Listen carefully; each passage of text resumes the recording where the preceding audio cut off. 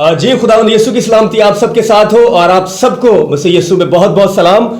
मैं इस वक्त मौजूद हूँ रिहाइशगाह रोबन राज साहब की, और ये आपको बताना जो है मुझे ऐसा लग रहा है कि मैं इनकी तारीफ में क्या बयान करूं। खुदा ने इनको जो है सरफराज किया, नवाजा हुआ है। ग्रेट गॉस्पल चर्च पाकिस्तान के फाउंडर चेयरमैन है, गॉस्पल एंड नेशनल पोएट जो है, इन्होंने बहुत सारी शायरी लिखी है, इतने गीत गाए हैं लोगों ने। इनके जो परस्तार लोग हैं उन्होंने मेरा ख्याल है कि 1000 से ज़्यादा यानी 1200 के करीब जो है इन्होंने खुदावंद के कलाम को लिखा है ताकि दुनिया में पहुंच सके। Member minority affair committee human rights जो है कमीशन के, इन्होंने इस तरह भी जो है नस्ल इंसानियत की खिदमत में भी अपने आप को पेश किया। इसके अलावा जब मैं और बात करता हूं तो बहुत सी ऐसी चीजें हैं जो बिशप एसोसिएशन है उसके ये जनरल सेक्रेटरी हैं। इसके अलावा पाकिस्तान क्रिश्चियन प्रोटेक्शन के काउंसिल के जो है ये सदर चेयरमैन हैं। और इसके अलावा खास एक बात और बताऊं, जब चर्चिस की बात होती है तो एक बात बड़ी गौर तलब होती है, कराची चर्चिस काउंसिल के जो ये चेयरमैन है उसके फराइज जो है सर अंजाम दे रहे हैं। अब बात करते हैं सहाफती किरदार को किस तरह से हम निभा रहे हैं, क्योंकि नेमत कानूनी की जब बात होती है और बात हो रही है अजीजाबाद की,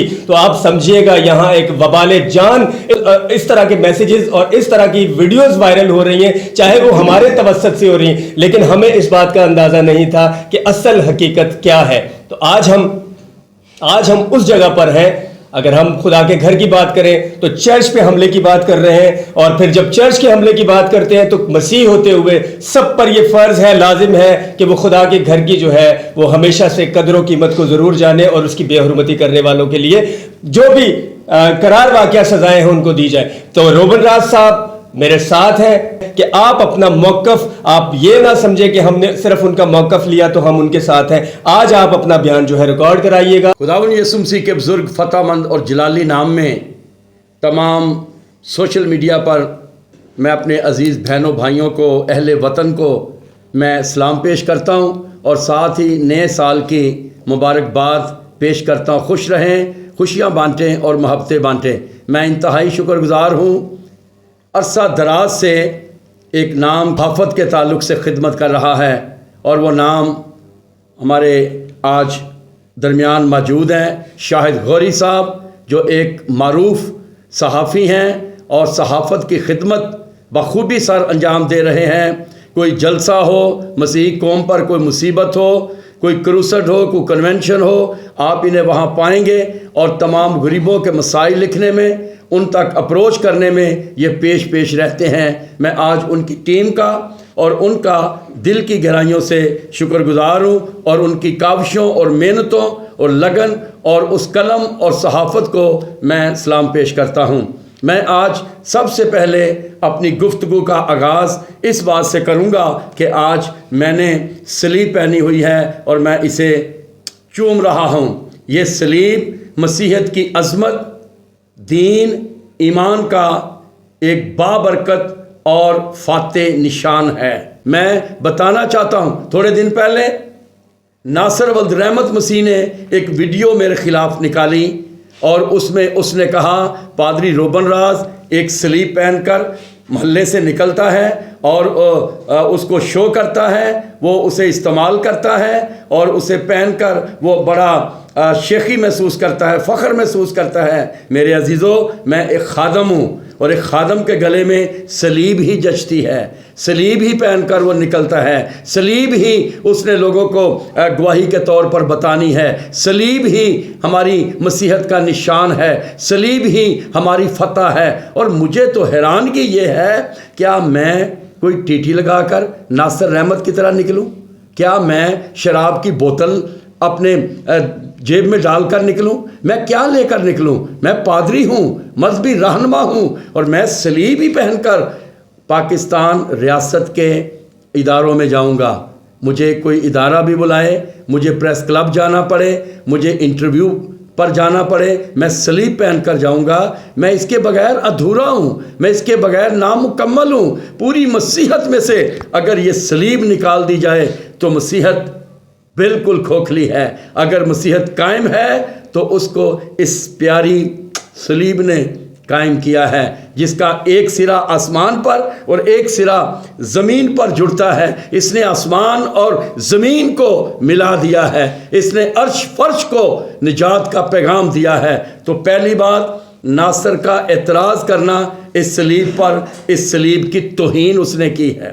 پہلے اس نے گریٹ گاسپل چرچ کی توہین کی، درجنوں لوگ لے کر چرچ کے دونوں گیٹ 1 گیٹ 2 پر کھڑا ہو کر نعرے بازی کی، جس سے چرچ کی توہین ہوئی۔ چرچ کی ٹائلیں ٹوٹنے سے اس نے توہین کی، پھر اس نے سلیب پر وار کیا۔ میں کہتا ہوں اس سلیب سے تو صرف اگر کوئی خوف زدہ ہے تو وہ لوسیفر ہے، ابلیس ہے، اس کی فوجیں ہیں جو تھر تھراتی اور کانپتی ہیں۔ اس کو سلیب سے، اگر وہ مسیح ہے تو اس کو اس سلیب سے اعتراض نہیں ہونا چاہیے۔